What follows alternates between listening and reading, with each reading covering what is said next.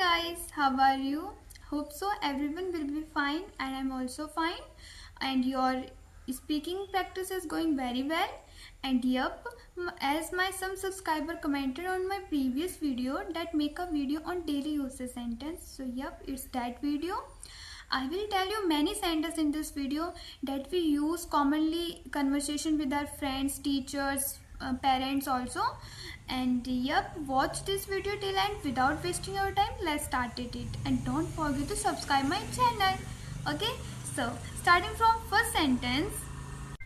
इसमें रोने की क्या बात थी? What is there to cry? We have used what is there with preposition one and verb की first form. So more examples. इसमें हंसने की क्या बात थी? What is there to laugh? इसमें उदास होने की क्या बात थी? What is there to upset? इसमें गाने की क्या बात थी? What is there to sing? Now make one sentence related to this sentence and comment it me. Now come to the second one. तुम्हारे चक्कर में मैं लेट हो गया. I got late because of you. तुम्हारे चक्कर में because of you. And now make many sentences related to this word. तुम्हारे चक्कर में मैंने डांस किया. I danced because of you. तुम्हारे चक्कर में मुझे आना पड़ा. I have to come because of you. तुम्हारे चक्कर में मुझे डांट पड़ी. I scolded because of you.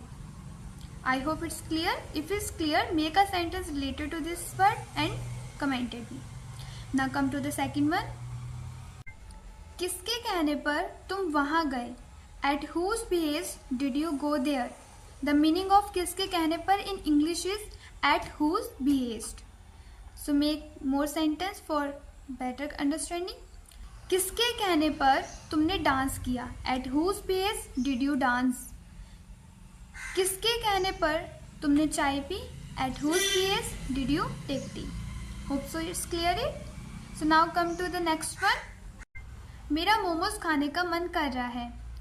I am craving for having momos. किसी चीज़ को खाने का मन करे वहाँ पर craving वर्ड का यूज़ किया जाता है and then उस चीज़ का name. Now come to the many sentences we will make for better understanding. मेरा चाय पीने का मन कर रहा है. I am craving for having tea. मेरा जूस पीने का मन कर रहा है. I am craving for having juice. मेरा खाना खाने का मन कर रहा है. I am craving for having food. Hope so is clear it. Now come to the next one. बात करने में कुछ नहीं जाता. Nothing goes to talk. समझने में कुछ नहीं जाता. Nothing goes to understand. मिलने में कुछ नहीं जाता. Nothing goes to meet. प्रयास करने में कुछ नहीं जाता. Nothing goes to try. Hope so it's clear it. And make one sentence related to this and comment it me. Now come to the next one. मैं पढ़ने के लिए मजबूर हूँ. I am compelled to study.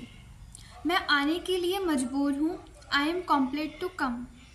मैं समझने के लिए मजबूर हूँ. I am compelled to understand. मैं यहाँ खड़े होने के लिए मजबूर हूँ. I am compelled to stand here. Hope so it's clear it. Now come to the next one. मुझे शौक है. I am fond. मुझे खाना पकाने का शौक़ है. I am fond of cooking food. मुझे किताबें पढ़ने का शौक़ है. I am fond of reading books. मुझे गाना गाने का शौक़ है. I am fond of singing song. Hope so it's clear it. Now come to the next one. मुझे खाना बनाने का ज़्यादा शौक़ नहीं है. I am not very much fond of cooking. मुझे गाना गाने का ज़्यादा शौक़ नहीं है. I am not very much fond of singing song. मुझे घूमने का ज़्यादा शौक़ नहीं है. I am not very much fond of travelling. मुझे शॉपिंग करने का ज़्यादा शौक़ नहीं है. I am not very much fond of shopping. If you clear it, make one sentence related to this and comment it me. Now come to the next one. तुम्हारे जूते पुराने हो गए हैं. Your shoes are worn out. The meaning of किसी चीज़ का पुराना हो जाना, worn out. So many other examples. तुम्हारे कपड़े पुराने हो गए हैं. Your clothes are worn out. तुम्हारा बैग पुराना हो गया है. Your bag are worn out. तुम्हारा पेंसिल बॉक्स पुराना हो गया है. Your pencil box are worn out. Hope so it's clear it. Now come to the next one. मुझे यहाँ खड़ा होना पड़ रहा है. I am having to stand here. मुझे वहाँ जाना पड़ रहा है. I am having to go there. मुझे उसका इंतज़ार करना पड़ रहा है. I am having to wait her. मुझे किताबें पढ़नी पड़ रही है. I am having to read books. Hope so it's clear it. Now come to the next one. क्या आपके पास घड़ी है? Do you have a watch? क्या आपके पास पेन है? Do you have a pen? क्या आपके पास गिलास है? Do you have a glass? Hope so it's clear it. Now make a one sentence related to this and comment it me. Now come to the next one. तुमने TV चालू छोड़ दिया. You left the TV on. तुमने पंखा चालू छोड़ दिया. You left the fan on. तुमने लाइट चालू छोड़ दी. You left the light on. तुमने फ़ोन चालू छोड़ दिया. You left the phone on. Hope so is clear it. Now come to the next one. चलो मान लेते हैं. Let's say. चलो मान लेते हैं तुम सही हो. Let's say you are right. Now come to the next one. काश मैं एक परी होती. I wish I were a fairy. काश मैं ये होती, काश मैं वो होती में हम यूज़ करते हैं I wish. So make more sentence for better understanding. काश मैं एक अध्यापिका होती. I wish I were a teacher. काश मैं एक लेक्चरर होता. I wish I were a lecturer. काश मैं एक डॉक्टर होती. I wish I were a doctor. Hope so it's clear it. If it's clear it, make a sentence related it and comment it. Now come to the next one. वो गुस्सा हो रही है. She is getting angry. कुछ भी हो रहा हो में हम वर्ब यूज़ करते हैं get का उसकी ing फॉर्म के साथ. ओके वो नाराज़ हो रहा है.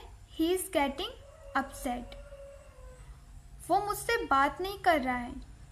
He is not getting talk with me. वो उससे मिल रही है. She is getting meet with him. Hope so is clear it. Now come to the next one. अच्छा इस सेंटेंस को ट्रांसलेट करके आप मेरे को बताना कमेंट बॉक्स में. वह हंस रही है. Okay now come to the next one. चाय ठंडी हो रही है. Tea is getting cold. यहाँ पर भी हम गेटिंग वर्ब का ही यूज़ करेंगे विद ing फॉर्म. ओके अब बताओ नाश्ता ठंडा हो रहा है. Breakfast is getting cold.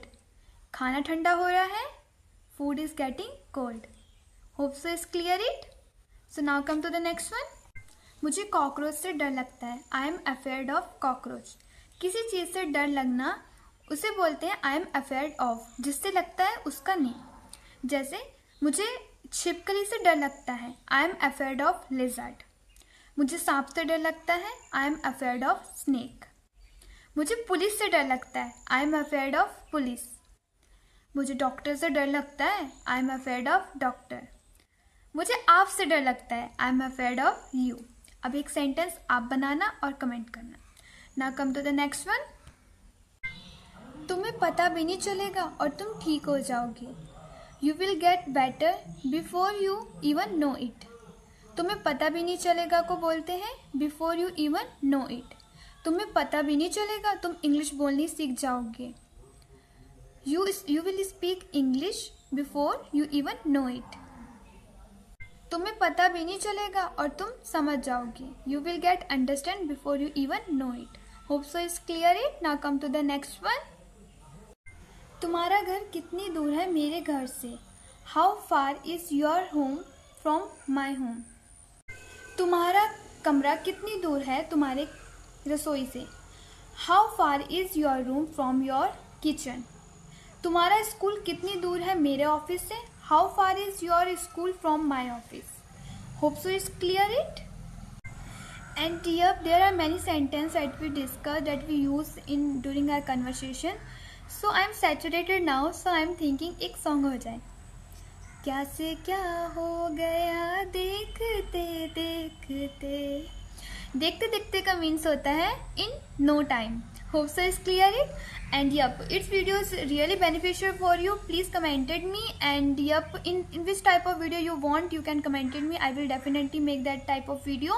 And yep, don't forget to subscribe my channel, hit the bell icon, and also hit the like button.